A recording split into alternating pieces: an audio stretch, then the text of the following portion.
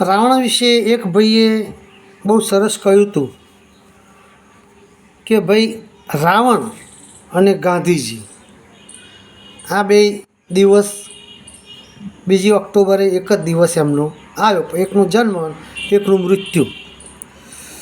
તો ભાઈ આ બેને એકસાથે સરખાવાય નહીં કે ગાંધીજી તો મહાન વગર હથિયારે લડનાર માણસ, સાદી પોતળી, એક ખાલી પોતળી પહેરનાર માણસ, અને ક્યાં રાજા રાવણ મહેલમાં રહેનાર, સોનાની થાળીમાં ભોજન કરનાર, લંકા સોનાની, અને લડાઈ કરીને બીજાને ડરાવીને એની બીકથી જ બધાએ રાજ્ય આપી દેતા હતા.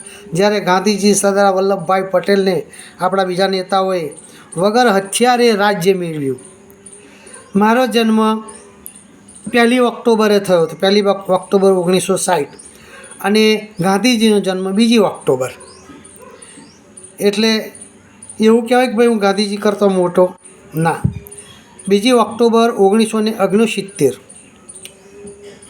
જ્યારે રાવણના જન્મનો તો કોઈને ખબર જ નહીં, કોઈને ખબર નહીં હોય, એમની તારીખ કોઈને ખબર નહીં હોય. આ બહુ પહેલાંની વાત છે. એટલે આવું છે મારા વાલા કે ગાંધીજી અને રાવણની સરખામણી ઘણા કરવા જાય છે, પણ ના થઈ શકે મારા વાલા. બહુ આપ જમીનનો ફેર છે. રાવણ કરતાં તો હું ગાંધીજીને મહાન ગણું છું.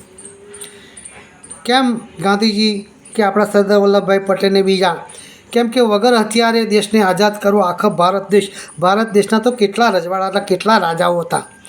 જો એક રાજા બીજાને લડાઈ કરી અને જીતી શકતા હોય, આ તો વગર હથિયારે બધાય રાજાઓને એક કરવા બહુ મુશ્કેલીવાળું.